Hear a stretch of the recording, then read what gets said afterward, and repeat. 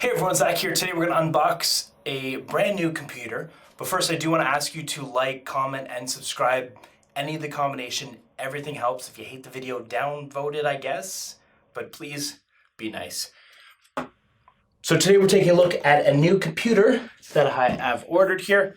So it is the 2019 iMac. So I pretty much spec this out to the nines with a 3.6 gigahertz, 8-core, 9th generation Intel processor. Speed boosting up to a blistering 5 gigahertz. But some people say it doesn't quite get there, or it doesn't get there long enough due to thermals, but we'll take a look at that as well. I've gone ahead and just upgraded the storage to a 512 terabyte hard drive, SSD of course.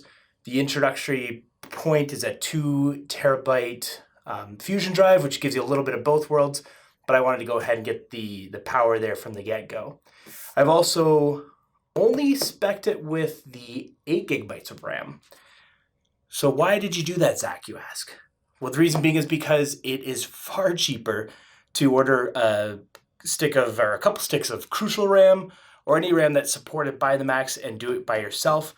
iMac does support self-upgrading of the RAM only, so that's a positive. For 32 gigabytes, it's going to cost about $200, whereas $200 to the Apple Store would have only got you 16 gigs. So, no-brainer, right?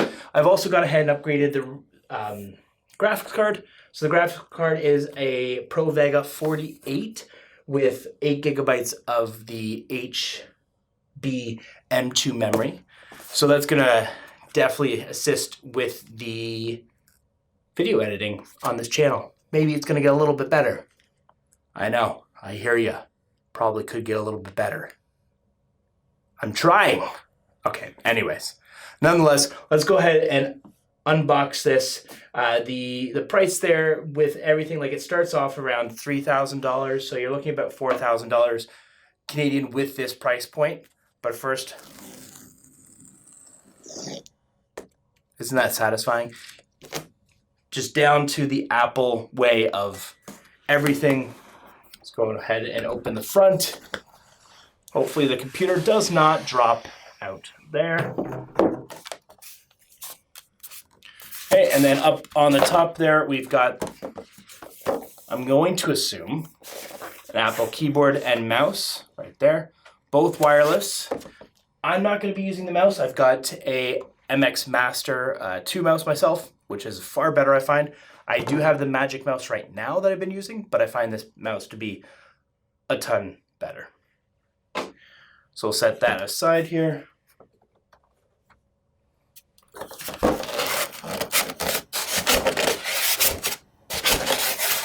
Jenga.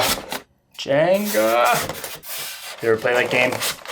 Best part was yelling Jenga to your friends as they tried to slide the pieces out.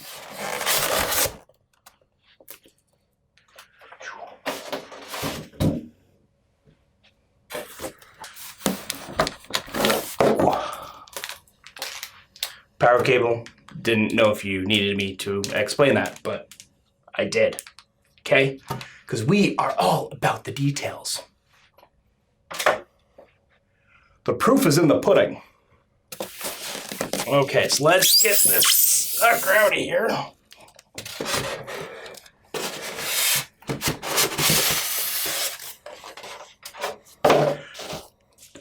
Today's question, will this IKEA desk hold up to this Mac? That's a big question.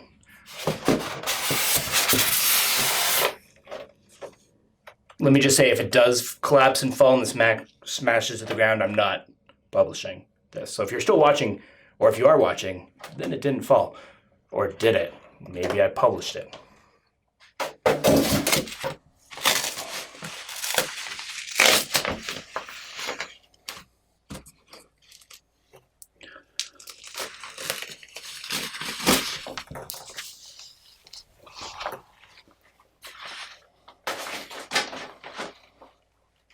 Yeah, so there it is.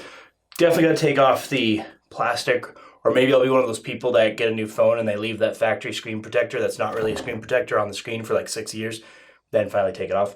But yeah, I'm going to go ahead and get this fully unboxed, get it set up, and we'll be back. Okay, so there we've got it. It's all set up here, ready to go. Over the next couple weeks, I'm gonna be testing it out and seeing how it works and really handles my workflow. And then I'll be back with another video. Will it be a full in-depth review style video? Not sure, but a video nonetheless to let you know how it's been working for me.